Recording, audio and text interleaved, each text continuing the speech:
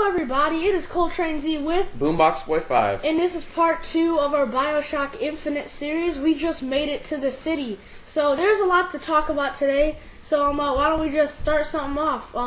Well, first off, let me correct you. It is the Bioshock Infinite experience. This game is certainly an experience, not only to just play, but to thoroughly enjoy. Just take your time. So we gave it the honor of that title. Yeah. So why don't you give me some? We all know this is my first Bioshock Infinite, and you've been experienced playing. Your first Bioshock game. Yeah, Bioshock game, and you had the experience of playing all three of them. What is this compared to the other ones? How's the graphics compared to it? I mean, I know the graphics were a little worse because it was earlier title. Yeah, but what do you think for the time? How it is? What's your main opinion of the game? Well, so far, I'm not that far into the game. Maybe I've probably progressed about 5 or 6 hours. I don't want to spoil anything, but my impression is that it is a superb game. Visually, it doesn't get much better than this on the Xbox platform. This is what this gameplay is being captured from, by the way. It looks basically the same on PS3, although I have heard people recommend that you play it on the PC due to if you have a nice build, you can get a much better graphical. You can squeeze much better graphics out of the game. Yeah. But yeah, for Xbox, and it about to be outdated with the new platform, I think they did a good job with the graphics texture. The colors are really blossoming, and I like that. Yeah, it reminds me of Fable 3. Yeah, the color palettes are very, very vivid, and it's a visual pleasure. Yeah, but what I was saying, like with Call of Duty and all these fast-paced FPSs, I wasn't really used to waiting and watching this come by and stuff, and I was like, how do I get out here? But I like Bioshock. You can be observant. I mean, when you're in the city, at least you're interacting with a lot of people and stuff, and yeah. The Irrational Games, they just want to... This whole opening sequence in Bioshock is just about introducing the character as he is, Booker DeWitt. And they also have this city that's just vibrant and full of life. Unlike Rapture, which was completely deserted except for splicers. They don't want to talk too much. And they just have a bunch of stuff that's basically there for you to enjoy and to dissect because they put so much effort into this game. What was it, 3 years in the development? Yeah. 3 years, because I remember early 2011, or like in 2012, I was reading this GameStop magazine, Game Informer, and on the back page, there it was. And I had no experience. I didn't even know I was going to get it back then, but yeah. But unlike God of War and stuff like that, FPSs, I've been playing since I was a kid. Like, that was the root of when I started playing video games. So that's why I favor this game a lot, but also it's a great game. I think it deserved a 10. What about you? Well, they can't... give it a pick. However much the gaming corporation pays them to give them whatever rating. No, I'm sure they deserved whatever rating they got from... IGN's the most generic reviewer, and they when they have a good game to review, they do give it a fair score. This got a 9.5, and that's very excellent. That's extraordinarily excellent. But I wanted to point out, we just got to the city. Hopaj wouldn't let us do a video over 15 minutes, but we the part where you're trying to find your way out of the city. For a minute, I was I'm gonna get out of this portion of the city. Yeah, I want to get my Columbia is a huge place. Yeah, I'm gonna get my first profession here. Profession? Yeah, that's what they call them. No, they call them vigors. Or whatever, but I wanted to point out I was a little overwhelmed at first since it was my overwhelmed because it was my first title of Bioshock, and you're on this boat and you're on this island. You ring a couple things, get into a chair, and you're flying somewhere. Then you're in the city, and then you just open the door, and it was overwhelming at first. Then when I finally got into the city and walked around, I wasn't as overwhelmed. But I think they did a good job again with the graphics and stuff. I really like the play style, and right now in these early parts of the series, they're not gonna be, or at least up until now, there hasn't been a lot of gameplay and action, but trust me, towards the end you're going to see a lot of action. This section of gameplay is just designed specifically to acclimate the player to the sights and sounds and the views that you'll be having throughout this game. It was kind of relieving. What, to have a... Yeah, before, you have the combat part of the game, but then you also can walk around and talk to real people that aren't trying to kill you and crap all the time. Yeah, well, that, as you can, you've played through it, as you can tell, that doesn't last very long, clearly. These people, let's talk about these people. They have reoccurring appearance in this city. Yeah, I've had 2 encounters with them. This being the first, and the second one. No, actually, I've had 3 encounters. Yeah. But the second one wasn't really. It didn't really have to do with these games they play with you. None of it has to do with the game, but basically they're just 2 twins. One's a male, one's a female, and they like ask you. There's 2 different choices to buy stuff or take stuff or whatever, and then they always fight over it. Like I think the second one is they offer a necklace. One has a bird, one has a cage on it. Yeah, I think they're in the game. I haven't played enough to see if they play a major role in the game. I doubt they will. Mm-hmm. I think they're in there purely for comedic relief or just to give you a lull in combat. They seem to help you because they give you something. I don't want to spoil anything, but they do give you something that helps you. And you know that statue we walked by not a couple minutes ago?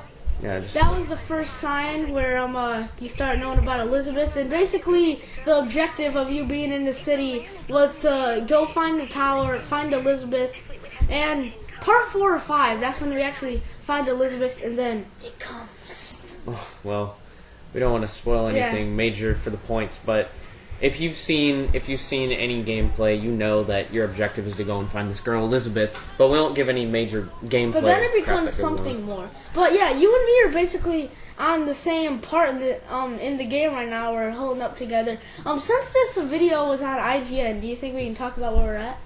Or we're a little bit after, but we can just talk about that one. Well, it's just best to be cautious with these things. Yeah, I don't want people getting pissed at us for spoilers. Yeah. But basically, we found Elizabeth and we're on a beach. You guys all saw that from IGN. Well, we don't know how many people have seen it, but people. But right here, this is when the action starts. They realize I am the one. The false shepherd. Yeah, and then. Yeah, let's talk about that prophet dude, the white bearded fuck, as we call him. Yes, Comstock, right? Comstock, yeah. Comstock. He basically makes people believe, or he probably can, but he looks into he tells people the future, and anything that's bad coming, he'll tell them. And like you were saying, he probably has a shady plot. He owns the hearts and minds of every person in this entire city. They're basically his slaves. Yeah, They bend to his will utterly and completely, and they do whatever he wants. Pretty shady. Yeah, this guy, a guy who says he praises the Lord and all that. Yeah, like some of the vlogs I found him, they kind of. Yeah, some of those. Yes. Yeah. But yeah, vlogs. But also in this game, there's a lot of racial discrimination. It's that time period. Like here, you can see an Irish man and a black woman being. We see them again, actually. We see them. Oh, here's when the action starts. Are you guys ready for some major gameplay? The true Bioshock potential is ready. Yeah.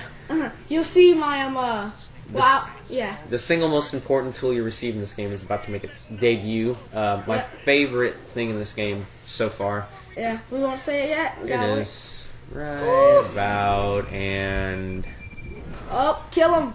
And his face gets eviscerated. Finally, as you can tell, this game's really gory. This is my favorite tool in the whole game, the skyhook or whatever. Yeah, skyhook. Yeah, skyhook. You can kill people with it, and you fly around the city with it also, and it's just awesome. Yeah, the sky rails that they have are pretty awesome. You'll notice in the gameplay, I kind of try to save my ammo towards the beginning and just kill them all with the tool here. I mean, it is very effective too. It's one hit on some people, 2 hit on another. I've heard that later in the game, its use is gonna decline because enemies get tougher and the skyhook doesn't get any more powerful unless you buy upgrades for it. So we'll see how much use you'll actually get out of it later on. But as a means of travel, and have you done any of those sky executions yet? Those are they're so fucking awesome. They're so awesome. So you're just well, you all know what it is probably, but you're just flying around. Then you want to dismount, but no, there's a guy there. So you press on him and you fucking decapitate him when you go down. It's awesome. Yeah, you there is some pretty brutal stuff you can do with that skyhook. It is a very useful tool. And I'm sure its full potential has yet to be realized. Yeah, and also I have to point out, it may just be because it's the very beginning of the game and I am on medium, but all the guns are pretty effective. Like even as far as I am now, like 4 or 5 hours into it, not too far, but there's still all the guns are like super effective and they just do a lot of damage. You don't have to hit. It's really realistic. You don't have to hit them with 20 bullets before they die, except for like the armored people. Yeah. Like I'm on. You were on hard, but you said it's super hard. Well, I wasn't like used. I needed to get back into the Bioshock, Bioshock feel. I've played the other 2 games and I was good at them. I've never played this game on hard. That's probably why I wasn't. The good thing about this game is though, you can like I think I'm gonna go back and play it on hard once I beat it on medium.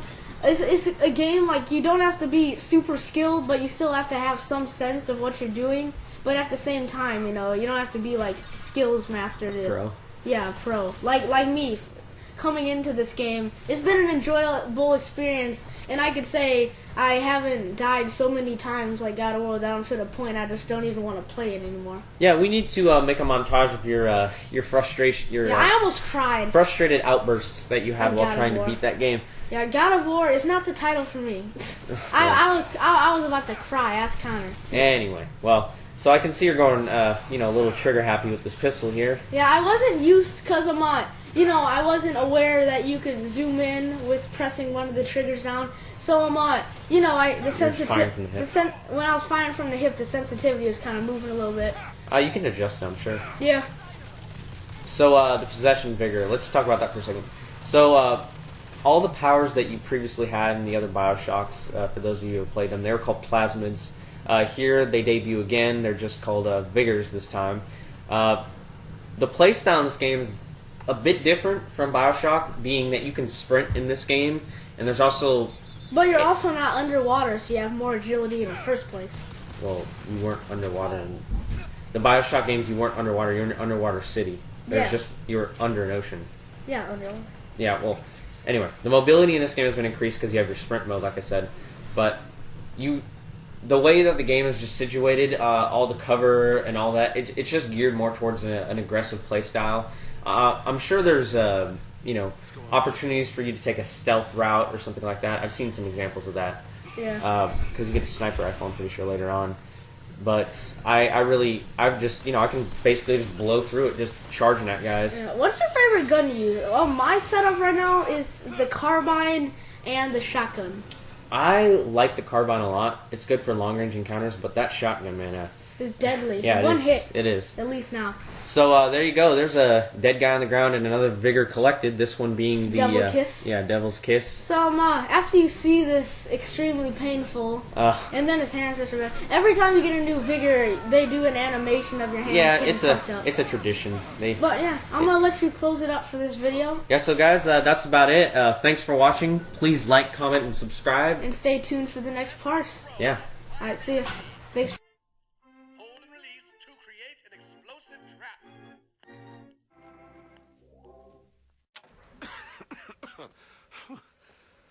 That wasn't no sample.